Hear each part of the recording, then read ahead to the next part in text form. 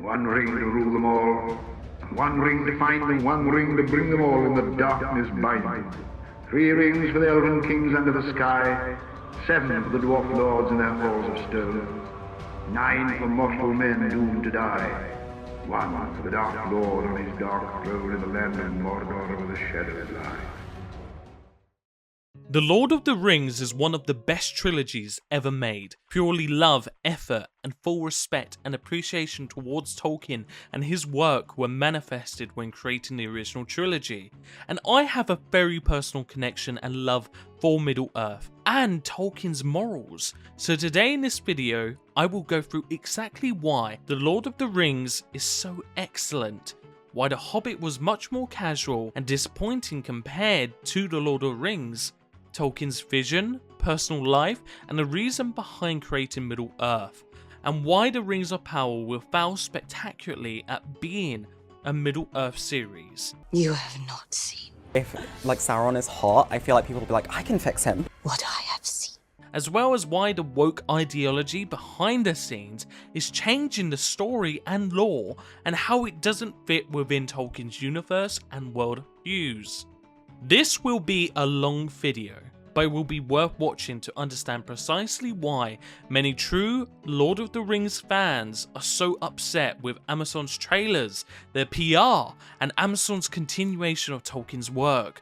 Also how Amazon just lacks understanding of J.R.R. Tolkien, not only as a soldier, writer, and patriotic Englishman, but also as a man, a father, and a devout Catholic who cared about nature and culture, and his absolute love for the world and the good people who were worth fighting for.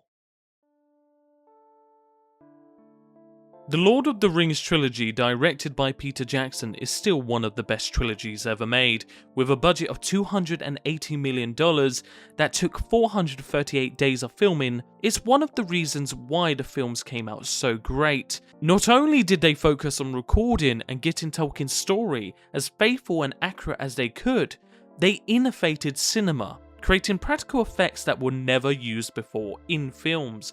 They even hired 2 workers whose entire job it was to create rings for chainmail armor, and their job alone took them 3 years to complete. The entire project of creating the Lord of the Rings trilogy took a whopping 8 years to fully do.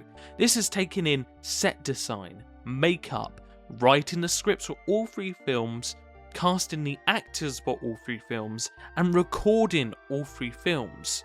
And when watching this film, you can see that there's a lot of love and passion put into the work in every single detail, from the CGI to the set design. We can see the passion inside every detail in these films, and it really shows. The Lord of the Rings trilogy is treated with absolute love and care, and it's no lie that friendships that were made on the set by this journey still last to this day. Billy Boyd and Dominic Monaghan have been friends since they performed on The Lord of the Rings as Merry and Pippin, and even share a podcast together to this day. And the cast still have regular meetups and mini reunions that's lasted the 20 years since those films came out, because they just have so much connection and love for those films and recording them. The entire year that they spent together before even recording films, they built this lovely relationship, and it's been shown throughout the films and even afterwards. When Peter Jackson and his production team came together to create the Lord of the Rings trilogy, they had one goal to keep faithful to Tolkien. This isn't their political views shoved in the film, this isn't their religious views or their personal wants for the characters. It was what they thought Tolkien would have wanted in a film. They tried to make it as accurate as they could to the characters, to the book. It's what they thought Tolkien would have wanted. There was no manipulation of Tolkien's words to fit their agenda either. They tried to make a film that Tolkien would have loved. Now, that's an impossible goal to begin with, because as explained by Simon Tolkien, J.R.R. Tolkien would have probably disliked the film, but not because of their political views or the way they changed things, but because J.R.R. Tolkien knows exactly how everything in Middle-earth works. And That's the bottom line of why the films will never ever work for the author in the first place. But for those that didn't create the world, for those that don't know every single little bit of detail, for us, the Jackson trilogy is pretty close. I mean, something that's talked about quite a bit is how the elves probably looked far different in Tolkien's head to what we actually saw in the films. I mean, they do come off as angelical and magical, but how accurate into what was in Tolkien's head do we actually know about the elves? But there are things that we do know about the elves that Peter Jackson kept very faithful to. For example, we know that the elves are tall, beautiful, have hair colours ranging from silver, blonde, dark brown, and a russet colour, which is almost kind of reddish brownish. They also glow with magic, but we don't really know if they have pointy ears or round ears, or whether their cheekbones are high or low. And this is where filmmakers such as Peter Jackson come in. They fit in the gaps which our imagination would normally fill. And there are differences that make sense for time, budgeting, and things that would work in the book that don't translate well in the film. We have this idea that elves have pointy ears. It's something that's been a part of culture for centuries. So Peter Jackson added that. Now, he didn't change things. It's not like that the elves were originally rounded and he made them pointy because he wanted his own looking elves. He did that because that's a part of Norse and European culture, and it fit in anyway, and it was a good way to separate the looks between elves and people. There were other things removed in the film that took place in the book. For example, Saruman wearing a rainbow coat would have probably looked very goofy in the actual film. And cutting out Tom Bombadil and his scenes wearing the ring and the ring having no power over him is understandable for time.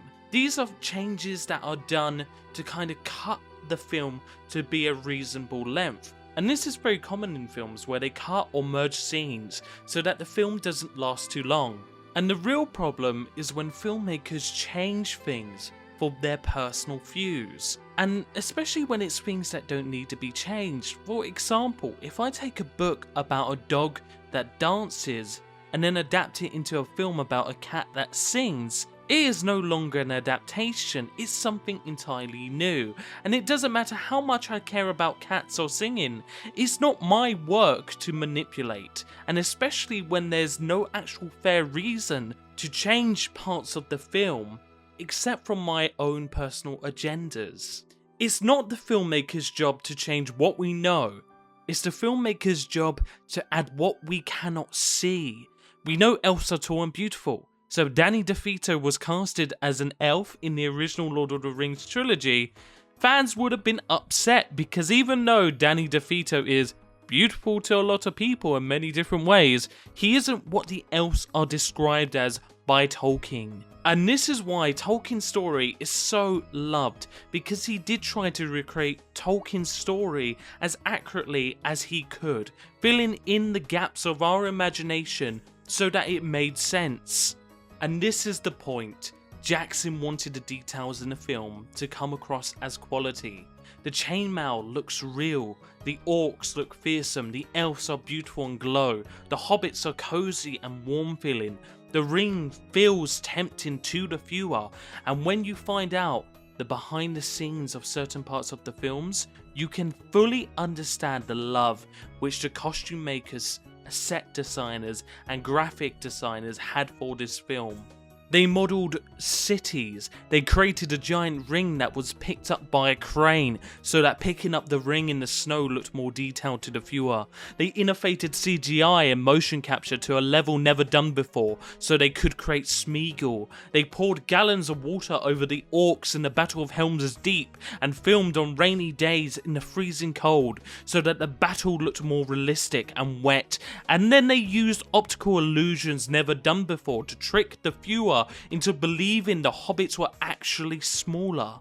48,000 different props were made for this trilogy, which is truly insane to think about. They could have been lazy, they could have skipped over scenes and blamed the budget, but no, they innovated and adapted ways to make this trilogy work. And not only did the filmmakers work hard and conjured all their blood and sweat to create the best films, but so did the cast. The cast got injuries from scenes and kept pushing forward. John Rhys-Davies, the actor who played Gimli, got eczema from an allergic reaction to his dwarf costume because he was allergic to the prosthetics, and he performed those scenes. He pushed through the itching and the pain and discomfort to give off an amazing performance of Gimli. Viggo Mortensen lost one of his teeth because one of the orc fight scenes went wrong and he injured his tooth. He also broke his foot when he kicked one of the helmets and then played it off just because he wanted to finish the scene. And Orlando Bloom was thrown off a horse where he broke a few of his ribs.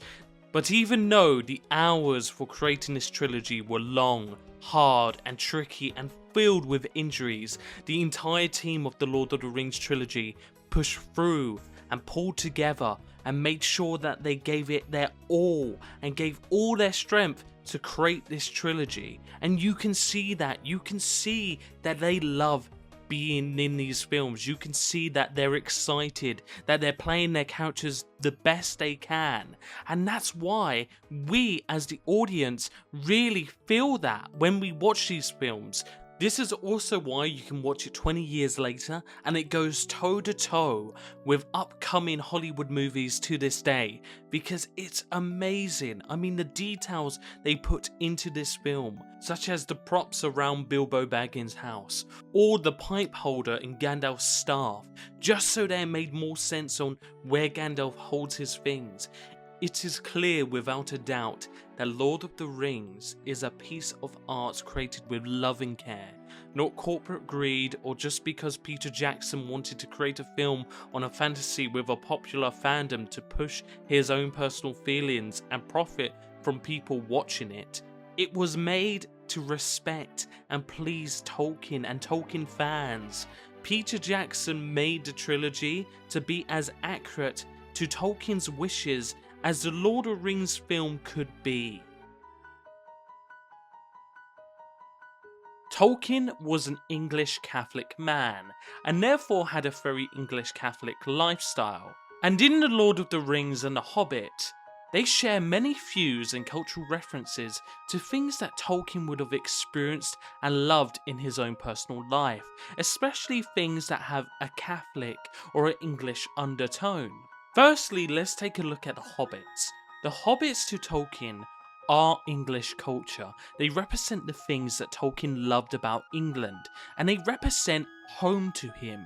I think the Hobbits function as replacements for us, or as creatures with whom we can identify. Well, the Hobbits are rather like that. I wouldn't say they're exactly 20th century people, but they're obviously English people. And they're English people who are coping in a world which, in a sense, is far too big for them. And yet they grow into it. You get Bilbo Baggins at the start of The Hobbit being quite sneered at by the dwarves, who think he's absolutely no good for anything and nothing but useless baggage. But as the story goes on, Bilbo, though he doesn't become a hero like the dwarves, nevertheless shows that he can survive in that world, that he can manage, and that he has qualities which are at least comparable with the heroic qualities of the characters by whom he's surrounded. The Hobbits are innocent, childlike, fun, and Tolkien's inner child. Even certain qualities of the Hobbits were things that Tolkien himself loved doing, such as drinking at the pub, dancing, singing, smoking from pipes.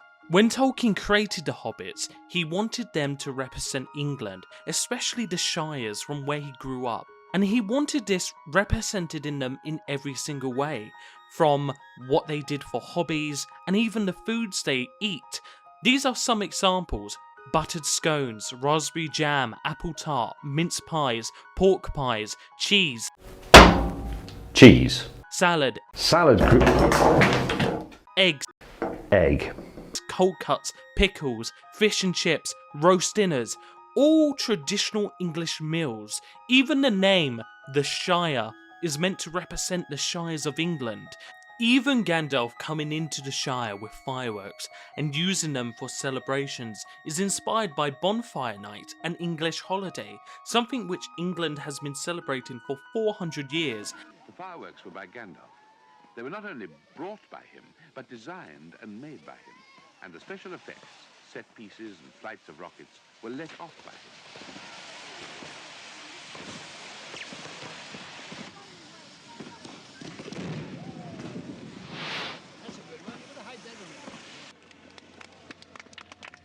The Hobbits are an embodiment of English culture. This is what they are at their core, and this is how they need to be represented in every adaptation of Middle-earth.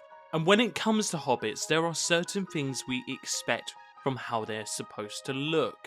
For example, let's have a look at their clothing. Male Hobbits wear cloaks, jackets, waistcoats, hose and breeches, whereas the female hobbits wear corsets and dresses and wear their hair in an upwards curly manner. And so when we look at the Rings of Power and see the hobbits in that, no, no, no, no.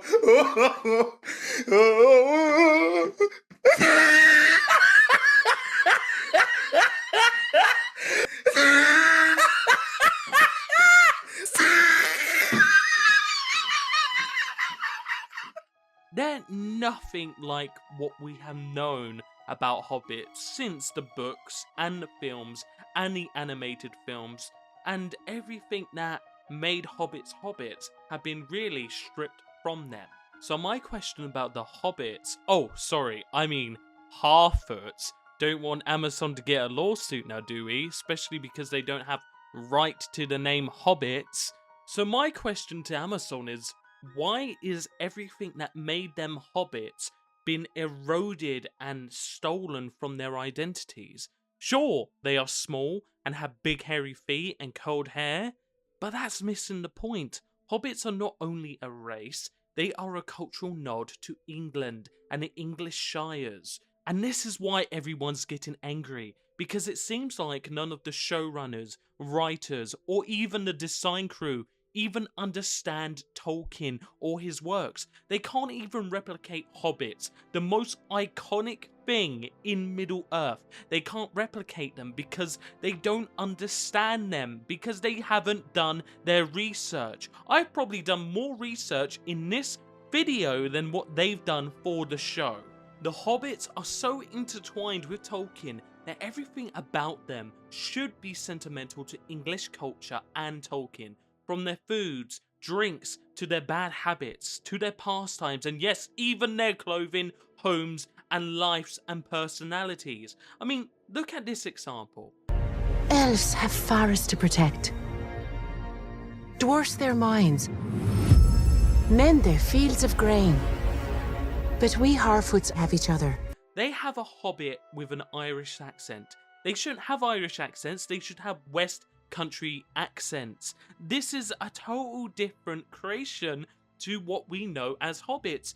Hobbits have West Country accents. They should sound like farmers from the west of England, from the Shires. They shouldn't sound like Irish people. Here's another thing about the hobbits that I think they're going to miss the mark on. Even their personalities represent close communities that are in small English folk towns. They have nosy neighbours, large extended families where everyone knows everyone. The hobbits hold this characteristic. Also, they are supposed to be homely and welcoming, funny and mischievous, and care for small things and larger things. This is what hobbits are all about. They're meant to be the inner child of England. And the biggest problem with the Harfoots is that they're not hobbits. They are a total different race. They're an OC race created by Amazon. They have nothing that made hobbits hobbits.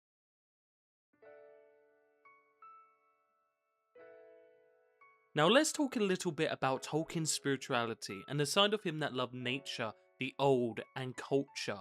This was a big part of The Lord of the Rings and Middle-earth, especially through characters like Gandalf or the Elves, where really they are about the afterlife and the metaphysical. Tolkien himself was really focused on death, because when he was 23, he had a lot of friends, and by the age of 26, he lost a lot of those friends.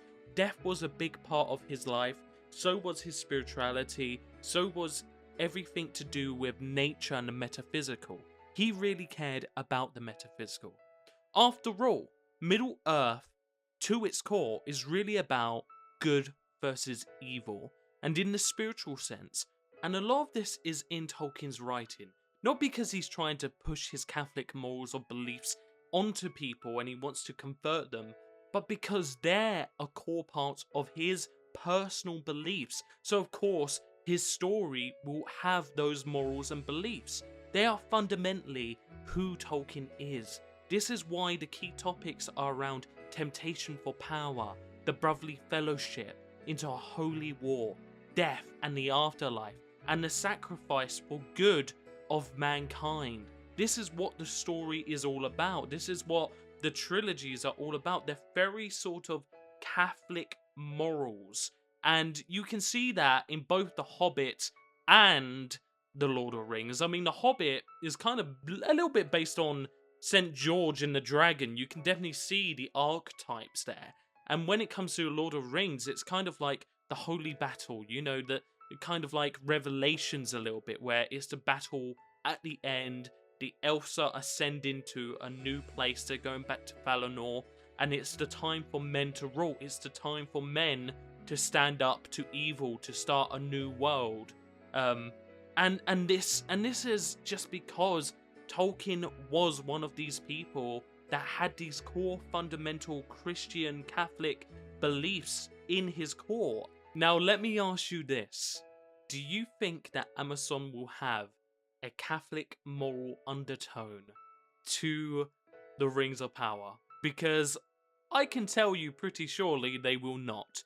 Because they hate everything to do with that. You know, a lot of these people that write this show, they have a religion, it's called wokeism. All they care about is diversity, inclusion, power. These are the things that they go on about all the time. They don't care about morals, they don't care about peace, they don't care about good, they don't care about God.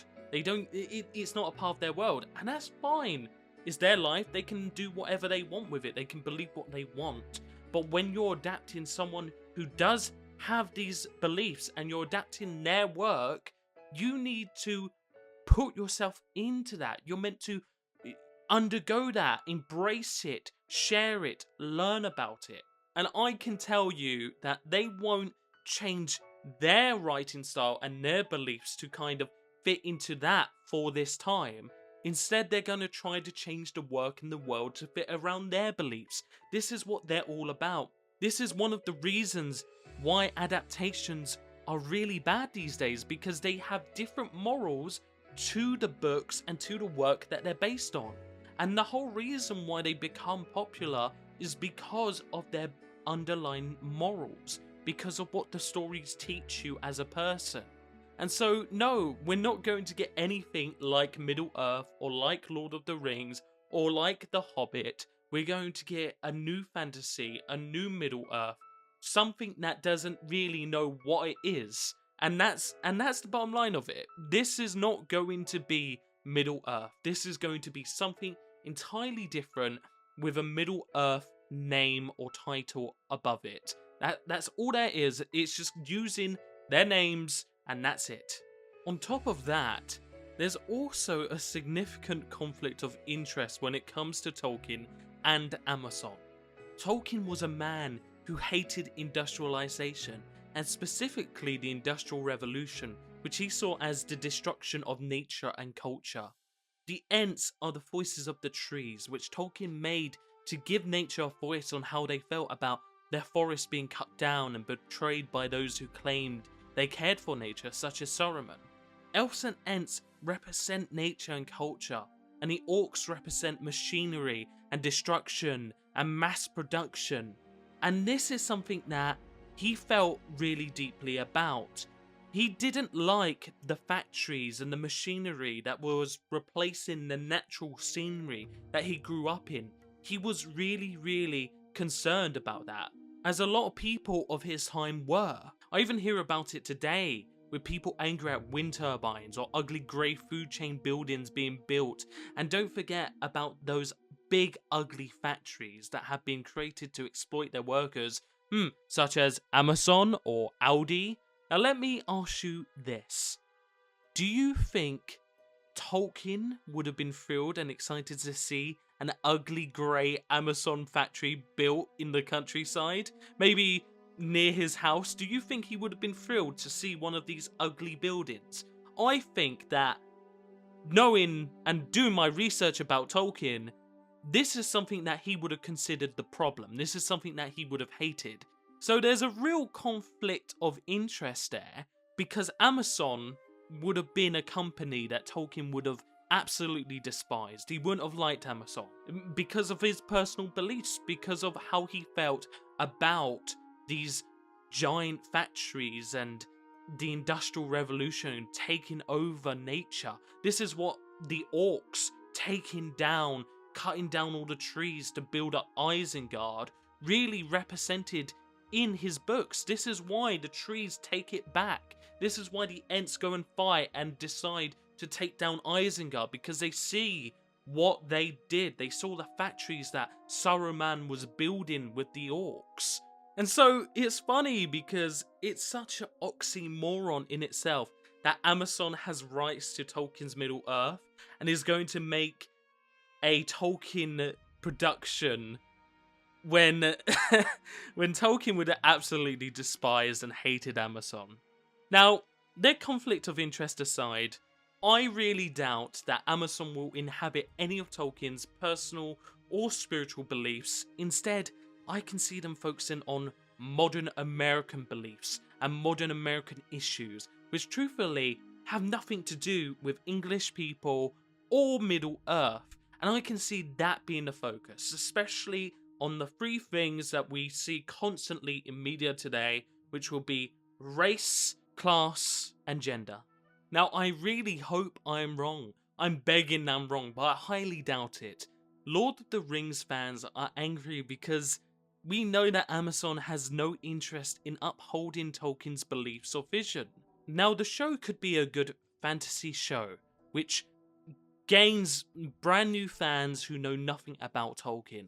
And I'm not saying that it will fail financially, or that it won't gain traction from newer fans who know nothing about Tolkien or even care about the Lord of the Rings or Middle-earth.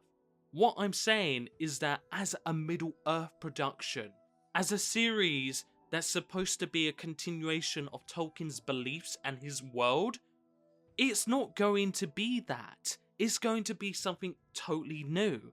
And as I said before, brand new people might come in and they might enjoy it. We know that it's got brilliant CGI. It's going to look amazing on the CGI level.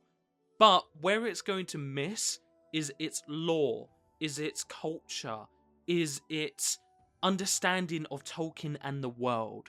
And the original fans are going to be pushed out. They're going to be told, sorry, you're not welcome here anymore. We need the new fans. And so there's going to be a constant battle between the old and the new. Ironically, kind of like The Lord of the Rings. And this is what makes it really annoying. Because what makes Middle-earth Middle-earth is Tolkien's visions and the storytelling and the way that he had his core beliefs and his morals put into this entire world. This won't be Middle-earth, this won't be Tolkien, it will be another generic fantasy using Tolkien's skin. Which, to be honest, if they went and just made a brand new fantasy using the races such as orcs, elves, dwarfs and halflings and men, which they could have because they're all open source, you can use them in any fantasy. People would have probably really loved this fantasy. They would have probably been going, yeah, it's really good. And not being angry because it's not trying to steal someone else's IP. The problem is that they're using Middle-earth, they're using Tolkien's name, they're using the Rings of Power and Lord of Rings to get people who like those original films and those original books to come and join something that has nothing to do with the original content, with the original source. And the whole reason behind this is because they know that no one wants to watch their generic fantasy. So they need to leech off already made, well-established fantasies and just milk them for their name. And that's why a lot of Tolkien fans are annoyed, because what they're doing is disrespectful. It's disrespectful to the fans, it's disrespectful to J.R.R. Tolkien. Now let's talk about the new elves in the Rings of Power pictures. I just want to say that their costumes look very cheap and really poorly crafted, especially when you compare them to The Hobbit and The Lord of Rings. I want to go real deep, first of all, on Gil-galad's clothing here. Now, as a disclaimer, I just want you to know he's the best looking elf who looks the most like an elf that we've seen so far. But even he looks very, very bad. And the reason why is you look at his chest, the top he is wearing looks like a gold glitter fabric rather than some sort of armor. Now, his hair is long and shows his ears, which is good because he actually looks like a Lord of the Rings elf. The other elves don't look like him. They have short haircuts, and really, we know elves to have long hair and they look like him. You know, we can see his ears, we can see that he's an elf. Straight away you look at this guy and you go, oh, he's an elf. But when you really stare at his clothing, you start to realise it's pretty bad compared to what we've seen in the past with Elrond and Thranduil. Now, the first thing I want to say is, I don't know whether this is armour or just a casual gown. I don't know if this is his casual wear or if this is his fighting wear. Now, I tell you why this is a problem. If it's his armour, it doesn't look like he could fight well in it. He's got that cloak over his shoulders that looks like that gets in the way. It doesn't really look like armour. It looks like an in-between of armour and fabric and some sort of gown. Now, I'm going to say I think it's supposed to be armour because of the fact it doesn't look easy to undress, and he is also holding a sword. But the thing is, his clothes look like fabric. It doesn't look metal. It doesn't look like what a king would wear. It doesn't look like what a production elf would have. Rather, it looks like what an amateur cosplayer would wear. If this is warrior armor, his cape gets in the way of his arms, which causes issues for fighting, and he has beads that can get caught on things as well, that really, just from a practical point of view, makes it look more like a gown than armor. Now, if this is just a casual dress gown, it's even worse, because he has no way to get out of it. It doesn't look comfortable either, and when you compare it to Elrond or Thranduil, it's very obnoxious and distracting. It's not nice. I think the costume designer is trying to trick us with the gold, but it looks tacky compared to what we've seen from Peter Jackson. Now, remember that Gil-galad is the best looking elf, because when you see the new Elrond and Celebrimbor, firstly, those that don't know Celebrimbor, he is not Elrond's father. I know that when you see them both sitting here, it looks like they're related because they both have the same haircut, they both very much look the same, but no, they are not related, at least from what I know from this series, because in the lore, they're definitely not related. But I'm saying that because if I didn't know the lore and walked into the room, I would assume they were father and son. Because they literally have the same haircut, they have the same look, and for characters who are supposed to share the screen a lot together, you'd think they have done a better job at making their relationship clearer through their clothing and hairstyles. Secondly, both their hairstyles are absolute rubbish. Elrond doesn't even share the same hair colour as Elrond from the previous films, and they could have made his hair the same, so we could actually see that they're supposed to be the same character, that this character turns into this character later on. They look nothing like what we know from Elves. I don't understand why they have these really strange modern haircuts that just don't fit within the universe. When you look at Isildur and Aragorn from the original trilogy, you can see that they're meant to be related. Look at their similar beards, their similar hairstyles, and even the cast choice. You can see that they are supposed to be related to each other. And this is where Amazon couldn't even make a previously known character look like what they're supposed to grow into. And I have one word for this: lazy. Again, if you look at Celebrimbor and New Elrond's clothing, they look really cheap. And also, it looks like everything in this shot is just trying to cover up anything so that we don't know anything about their characters. Why can't they show us things about these characters through their clothing? For example, Celebrimbor is supposed to be a craftsman. He's meant to go and study with the dwarfs and learn crafting from them. There is nothing about his costume that tells us this. Where is his jewellery? Where is his crafted weapons? Where are his rings, bracelets, maybe even a belt? Show me that he is a crafter. Show me that he is supposed to be the smith. After all, he helped Sauron create the rings. Show us that through his clothing. Show us that this is what he's going to do. This is what I mean by just not knowing their characters. Their characters don't look like how they're supposed to. Now, if you even look at Shadow War, the game, and look at Celebrimbor from there, you can see he's got weapons, he's got this amazing sort of armor that he's wearing. He looks like a crafter, he looks like an elf, he's got a nice haircut.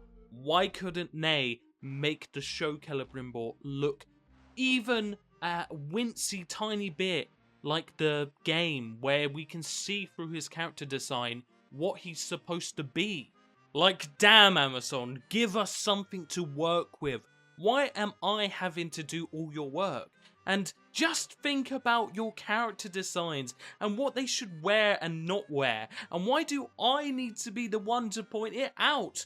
When you've got billions put into this franchise, put into this series, and you can't even do that. It just looks so cheap, it looks so bad, it looks like no one's done their research, and really, it's just pathetic. It's really pathetic and disappointing. On top of that, look at the background. That table looks cheap and lackluster compared to the sets that were in the original trilogy. Everything just looks so generic, so cheap. There is no heart and soul in anything that they've done. It just looks like a cash grab. The only thing good about this series is going to be the CGI. Everything else is going to fall flat. It's going to be terrible because look at their background.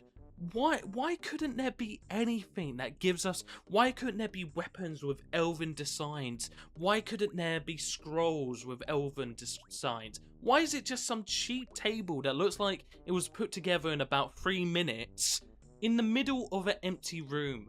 Go back and watch The Hobbit. Go back and watch Lord of the Rings. You see little jam jars in cupboards. You see little signs on the wall. You can see Bilbo's ancestors in paintings on the wall. You see so many little details. They've spent so much effort on the little details in the background so that people can have a look at and go, oh my god, look at this bit. You pause any scene in The Hobbit, it looks good.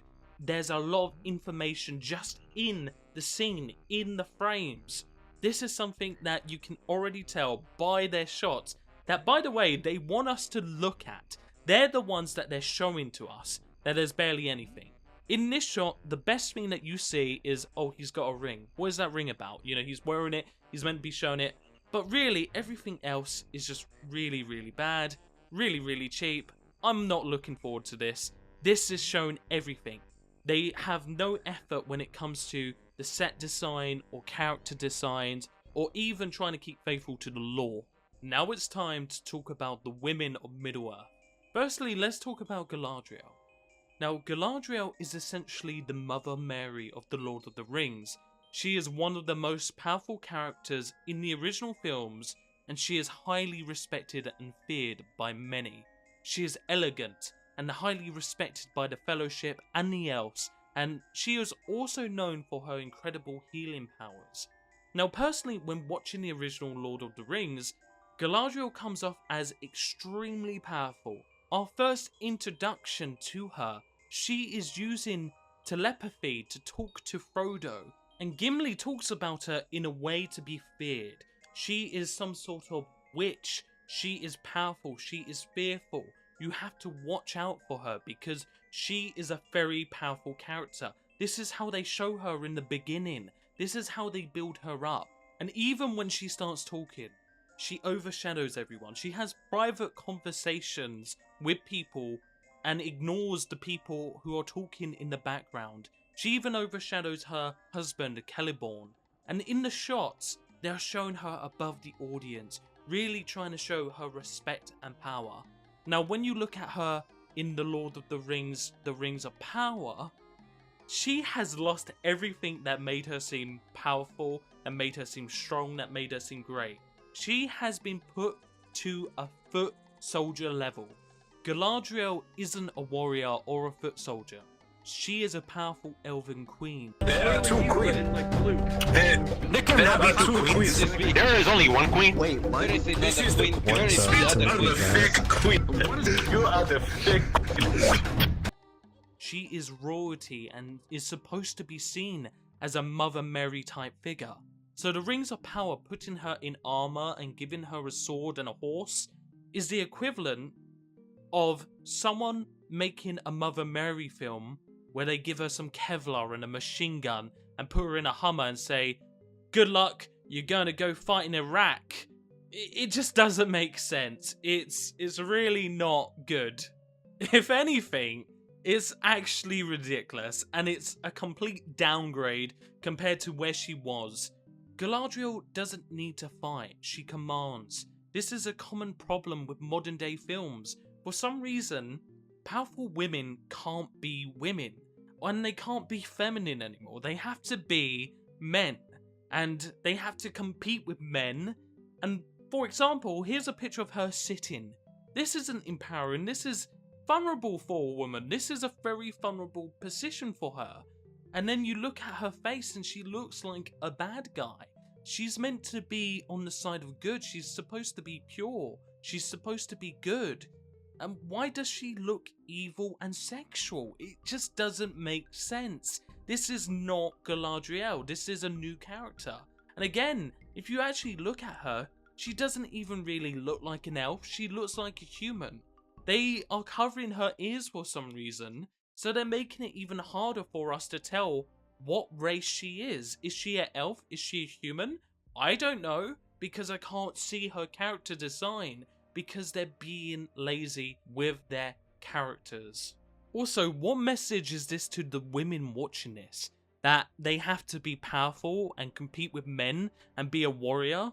Why can't a woman be a powerful woman rather than having to compete with men? This is degrading. It's not like there isn't powerful women in The Lord of the Rings for them to prove a point. You have Arwen, who literally saves Frodo from the Nazgul, and then you have Eowyn, who fought the Witch King. She struggled and nearly lost, but with the help of Merry, she was able to defeat the Witch King of Angmar, a character that was shown to be more stronger than Gandalf the White. Every feminist checkmark that Amazon wants to tick off has already been ticked off 20 years ago in the original trilogy. So really, what have you got to prove, Amazon? There is nothing that you can really expand on. And it's actually gotten to a point where you have to ruin good characters to try to force your feminist agenda down our throats. And guess what? Nobody cares. Women are going to look at Galadriel, the original Galadriel, and go, wow, I like her. I want to cosplay as her. I want to be like her. She's so feminine. She's so beautiful. They're going to look at this Galadriel and go, what a joke. What a downgrade. They made a goddess a foot soldier. This is not an upgrade. This is not a feminist power moment. This is quite literally embarrassing. Also, the PR that brags about female orcs, and my first thought was, why does anybody care? It's not like any girl is sitting at home and going, man, I really want to be a Lord of Rings orc. That's what I want to be. The manifestation of ugliness and complete evil, which on top of that has no redeeming qualities whatsoever. I just want to be the most dumbest, ugliest, most repulsive thing on the planet. Also, for those that didn't know, we already had female orcs anyway, so the whole PR with the female orcs is not only dumb, but it's redundant because we already had female orcs. In the original trilogy, in The Lord of the Rings, there are female orcs, yes, with speaking lines.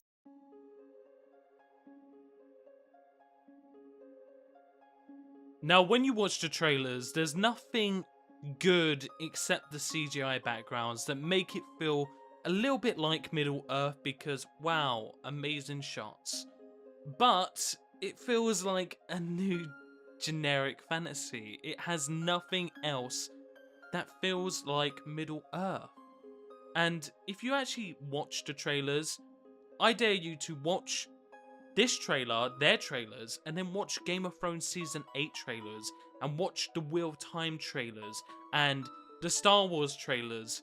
They're all the same format. Something that's really funny and a lot of people have pointed out is how they constantly talk about letting the old die, letting the past die, moving on, this is a new future, this is a new franchise, and they say that in the trailer, and it's kind of funny because everything that does really badly tends to have this message of, forget the past, it's time for now. You either need to move on or you're gonna die. Or something along those lines.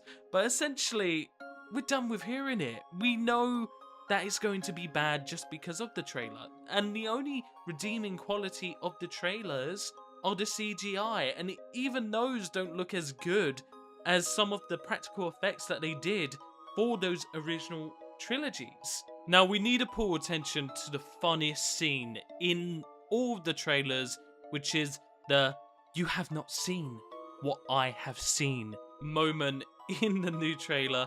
And why this is actually really funny is that Elrond would have actually seen this. This is showing the War of Wrath. And while Elrond would have been there, he would have actually seen what she has seen. Galadriel would have not seen this because she would have been in Eriador near the Misty Mountains when the War of Wrath was actually going on.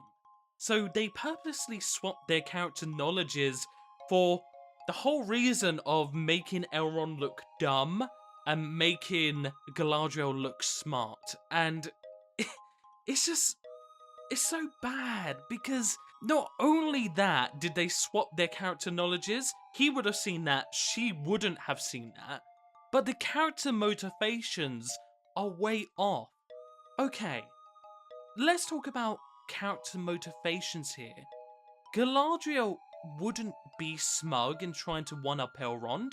She should be scared and trying to warn Elrond and be taken seriously because she knows the dangers of the dark. She knows the power of Morgoth, of that darkness. She doesn't want that to come back again. On top of that, Elrond would take Galadriel seriously. He would believe Galadriel because Galadriel is highly respected. She wouldn't lie. So they took away everything about these characters to make a scene where she could be smug and one-up Elrond because men are dumb and women are smart, and everything that their characters should know, they don't know. It's just, again, it's just bad writing, it's bad research, it's bad character motivations from the actors and directors. It's just bad all around. Why did the directors tell the actress of Galadriel to be smug and to one-up Elrond? Why isn't she saying this with fear? Why isn't she saying this with seriousness? She doesn't want people to die. She cares about people. She doesn't want people to die. She wants to warn people. She wants people to take her seriously. This is her character motivation. And this just shows me that everything from the acting to the writing to the directing to every single part of this, except from the CGI team, is complete rubbish. Now it's time to talk about slimy things they allegedly did behind the scenes before this was even created. First of all, they waited until Guardian of the Lord of the Rings, guardian of Tolkien's franchise, Christopher Tolkien, his son, died. The reason why they waited for him to die before creating this was because they would have known Christopher Tolkien wouldn't have allowed this to happen. Christopher Tolkien guarded his father's work because he wanted it to be treated with respect. Christopher hated the original movies and The Hobbit, but understood that it at least tried to be as accurate to the books as they could. But he didn't like it because he felt that it wasn't good enough for his father's work, and his father wouldn't have liked it. So I couldn't imagine his opinion on the Rings of Power, but I think that he would have been really, really angry at it and really, really upset by it, just because of how much it's changing and how much they're disrespecting his father's work. Another slimy thing that they did was fire Tom Shippey. At least that's what people think. Either he quit because of creative differences, or he was fired because of creative differences. This is probably because Tom Shippey was seen by the fans as someone who respected Tolkien's lore, and he apparently said to them that he didn't want them to do certain things, and this wasn't a part of the law, and they tried to argue with him. So every time they broke the law, he would go to the showrunners and do his job and tell them this goes against the law, and they didn't like him for that. So they tried to push him out of this creation because they didn't want a Tolkien project. They wanted Tolkien's name so they could make their own crappy project, which is what we're seeing right now. Tom Shippey is someone that would have wanted it to be as accurate to the lore as he could have made it, and I can guess that they battled long and hard and they just wanted him away from the project so that they could hire this person called Mariana Rios Maldonado, who has made public tweets calling fans racist and made a popular tweet implying that Tolkien was racist for describing Smeagol as dark as darkness. And if you don't know what this is about, is that in the books, Smeagol is described as dark as darkness, talking about his personality and his corrupted soul. If she turned 2 more pages, she would have seen that Tolkien physically describes Smeagol as white. And this sort of behaviour doesn't make fans want to support you. Instead, it makes fans think you have no respect for their opinions or choices. And this is the problem with today's media. We have activists and ego warriors working on projects when we should be having artists and people who love what they're working for. Not people who want to fight against it, but people who want to embrace it, support it, and push it to its maximum level. We have people working on this series who absolutely hate Lord of Rings, they absolutely hate Tolkien, and they absolutely hate the original fans. They don't want Middle Earth, they want something else. They want something that fits their political agendas, something that fits their morals, and it just doesn't work. Because the fact is, Tolkien made Middle Earth the way it is, and you can't change that. It is how it is. Now, I do not support anyone going and bullying anyone who works on this project, but I do want people to be honest on how they feel about it. People should talk about why it's going to fail. People should talk about why it's bad. Don't go down to their level. Don't attack people like how their own staff is attacking fans and how the PR and the media are attacking fans for wanting it to be Lord of the Rings. Rise above them. We know this is going to fail. Let's sit back, watch, and enjoy the absolute failure of a amazing fantasy world. Because really, they could have made something really amazing and everyone would have loved it and everyone would have been rooting for them and saying well done. But instead, they chose to absolutely botch it, and on purpose. So let's all laugh at them. They are clowns. They are nothing else, and they don't deserve our time to even watch this. Now it's time to talk about controversies. One of the first things that I want to say is that the series of The Lord of the Rings and The Hobbit and Middle Earth was created by Tolkien because he was angry about what happened to the Anglo-Saxon mythology. Because anyone that's a history buff might know that he taught Anglo-Saxon history in Oxford, and he was very angry that the Anglo-Saxon mythologies were culturally edited by William the Conqueror. For those who don't know a lot about 1066 and the Battle of Hastings, a lot of Anglo-Saxon mythology and stories were either burnt or erased or changed to fit a more Norse, more European standard. And this really angered Tolkien. He wanted a mythology that was purely something English, something that he made which could fit a mythology made for England. So for people that don't know, I am actually against forced diversity. I think that diversity is more important when it's natural, when it fits. And there's definitely cases where it does, and there's cases where it doesn't.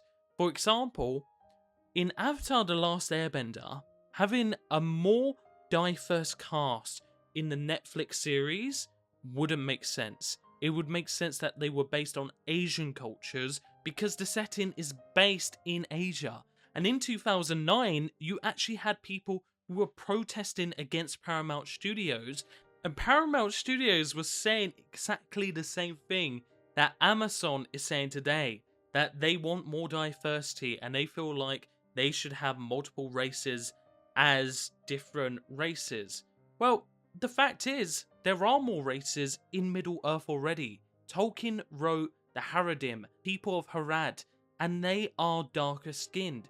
You had your characters. You could put black people in the story.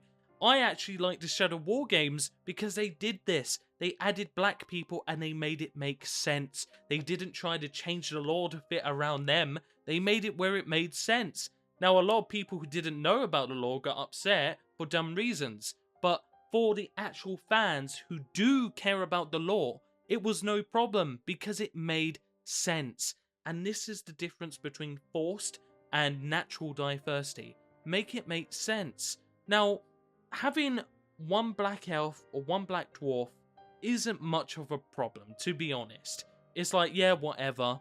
But it does remind us that the whole reason why they're there is because Amazon's trying to be woke. It's not because they actually care about people or they want representation. It's because they want to guard their property from criticism, because the one thing that they can say to anyone criticizing it now is that they're racist, and that's not the case. People just like things to make sense. They want the lore to make sense, and when you change things and make it where it doesn't make sense for dumb reasons, it looks dumb. And again, they could have made adaptations of fantasies that people want adaptations of, which have more diverse casts. Things like Earthsea, Children of Blood and Bone, the Stormlight Archive. These are some amazing fantasy series that have multicultural characters that people would want to see in the film versions.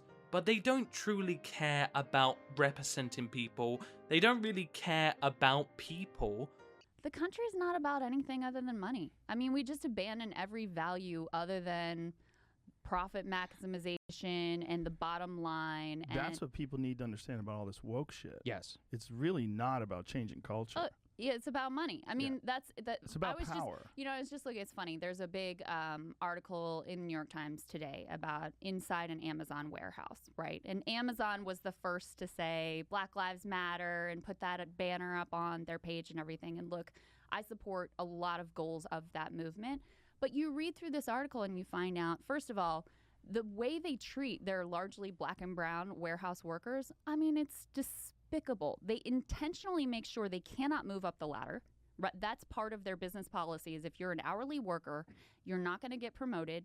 And they try to force you out after 3 years because they think you're getting lazy. So this is the company that can, on the surface level, say Black Lives Matter because they think that's good for their profit maximization and their brand and their shareholder value. At the same time, what they're actually doing in real life, wildly different than that. So, and they specifically target black and brown people? Well, they target their warehouse workers who are, so the warehouse workers are 50-some% black and brown.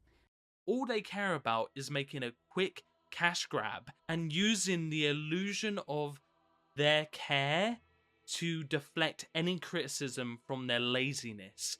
It's just lazy. They could have had black actors play the Haradim and play Ents and play Orcs and play amazing roles, life-changing roles, which would have made them even boost more in their careers because people would have really loved the series that they were in.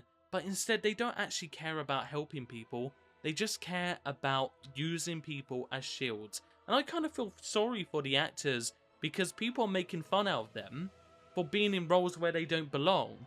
And it's just really bad for everyone involved, really. It's bad for the fans, it's bad for the actors, and it makes Amazon look really, really dumb. Now, let's talk about another controversy about Amazon's rights. They don't actually have the right to Hobbit. That's why they're calling the Hobbits Harfoots. It's because they don't have the legal rights to say or show Hobbits. Another thing is that the Hobbits or Harfoots really go against the law because they're not in the Second Age. We don't see Hobbits until the Third Age. The truth is, I don't really care about the race of the Hobbits or anything about the Hobbits because they shouldn't be in the show in the first place. They shouldn't be there. This isn't for the Hobbits. This is for elves and men. This is about the Dunedain, the elves, and really Sauron and what's going on here. And again, it just shows me that the showmakers have no care for the law. They have no care for anything. They just don't know anything about the law. They don't know anything about the characters. They don't know anything about the races. They don't care. They just want to use Tolkien's name to earn a load of money. And that's the bottom line of it. They just want to use a name to get money from it. And that's scummy. Oh, by the way, if you didn't know when this show was airing, it's airing on the 2nd of September, the anniversary of Tolkien's death, which again just shows them they have no respect, they don't care about Tolkien, they're making fun out of us, they're making fun out of him too. They're airing it on his death date. What does that say? That says they're kind of celebrating his death. It's just disgusting. It's really, really disgusting. They can't respect his law. They can't respect his culture. They can't respect anything about him because they hate him and they hate his fans. And that's just the bottom line of it. And you can't change my opinion. They've shown it. They've shown it with their actions. And as I was taught, actions speak louder than words. And another reason why this will fail is because evil cannot create, it can only corrupt. And that's what they're showing us. They can't create a new fantasy, amazing new fantasy with amazing diversity casting. They need to change something that fits to their will and doesn't make sense. Because the people at Amazon can't write, they can't act, they can't direct, they can't do anything. The Rings of Power will fail for many reasons. It's just Middle-earth in its name, but not in its roots. Amazon has taken a fantasy that is about fighting for the light, looking into the roots of your culture and reigniting it inside of you, and replace those core messages with the complete opposite messages. The Rings of Power will fail because the fans have seen through the Rings of Power and know that deep down it's about using a popular IP to spread their personal agendas and American politics. The people are tired of everything having to be about American politics. We do not give a fuck anymore. Comic book industries are going bankrupt. Netflix is losing subscribers. People are becoming less tolerant of the woke religion daily.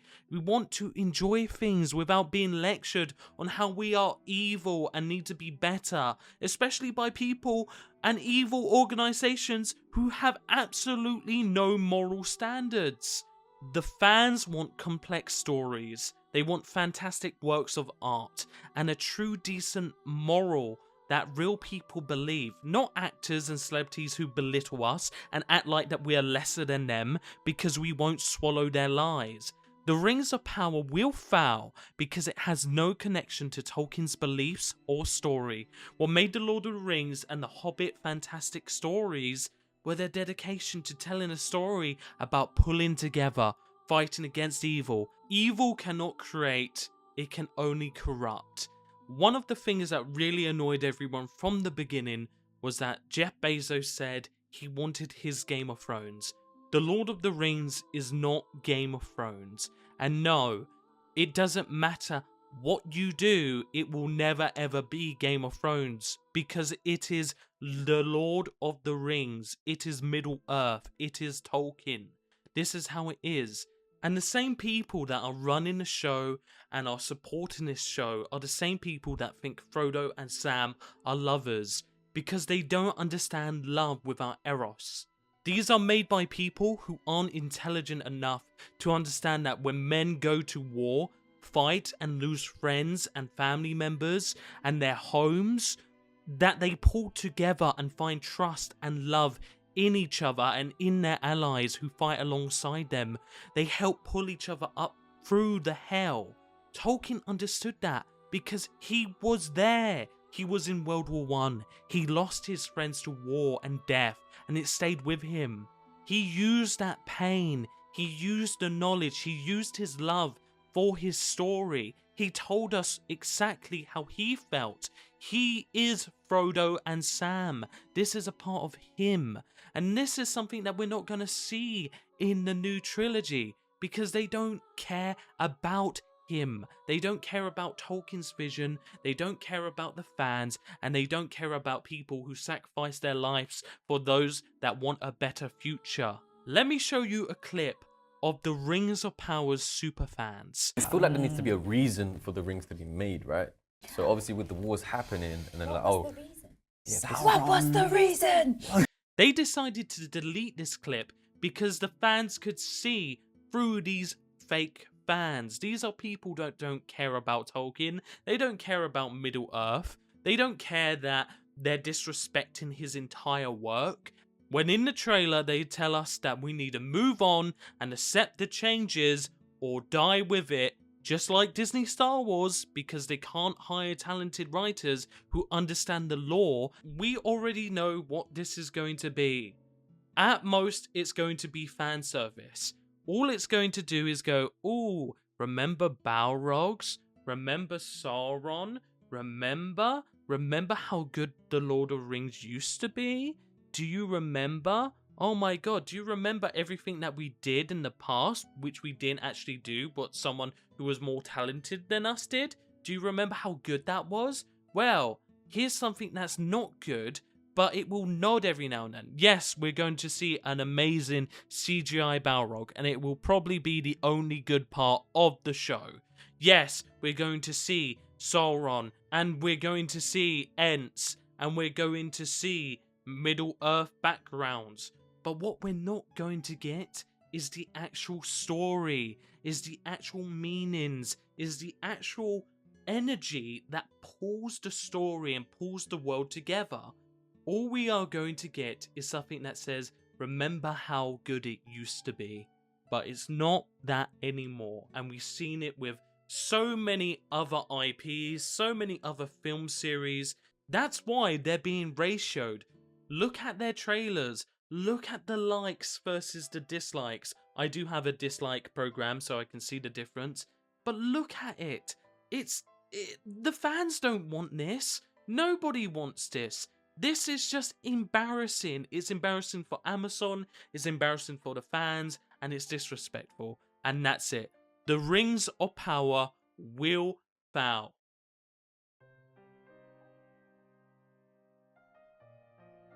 The best thing to come out of this is that the fans have come together out of the darkness to fight together against this. And really, if you look at what's going on here, is we're seeing that the fans are winning. The fans aren't being fooled. We're not going down that path again. Remember how YouTube removed dislikes for the small creators, and totally not Disney, Amazon, and the White House, who are being ratioed because of their constant mistakes and unpopular agendas? People are waking up, and I suggest anyone who has seen the original trilogy or have read the books, this is your time to go read and go watch again. They are amazing, and you will understand exactly why everything that has been changed by Amazon is really disrespectful and cruel to a dead war hero. On the bright side, we already have great films before this, and they can never take away those brilliant films made by Peter Jackson. We can always enjoy those films, and we can always read the books and participate in the true world that Tolkien made. They can try to twist Tolkien's words and his beliefs and the truth to fit their ideologies, but they cannot change the past and what he wrote. And to anyone watching this who is afraid to stand up against this and afraid to really say their opinions because everyone seems to be attacking you for being honest and being truthful, it's time to stand up.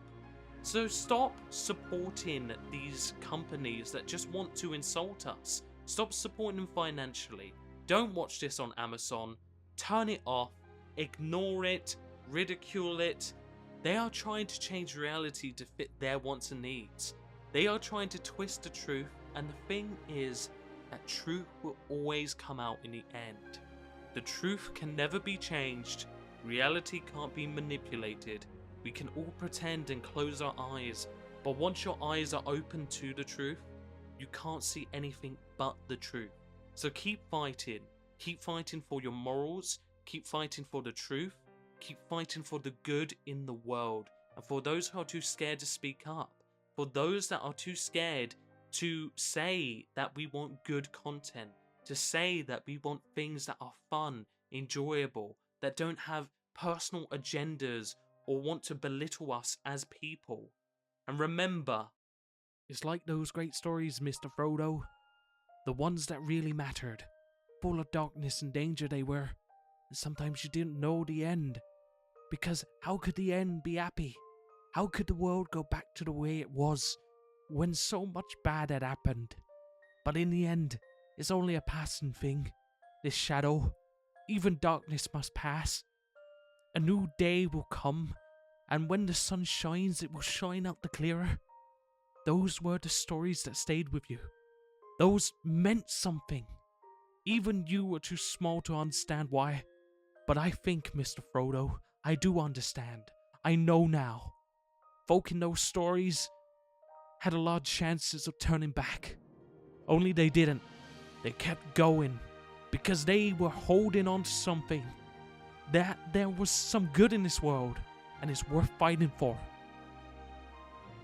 if you liked today's video, please leave a like and make sure to subscribe. In today's video, I spent so long researching, probably more than the Rings of Power did. I spent literal weeks reading the Lord of the Rings and the Hobbits, watching the films, watching interviews, reading letters that Tolkien sent to people. I spent a lot of time working on this video, so if you enjoyed it, please subscribe, make sure to share this and like it, because it would mean the world to me. It's something that I was really passionate about. I love Lord of the Rings, and it was worth making a video defending its honor and defending Tolkien's honor and doing that research to make a really good video. So I really hope that you guys enjoyed this, and I see you guys in my next video. Goodbye.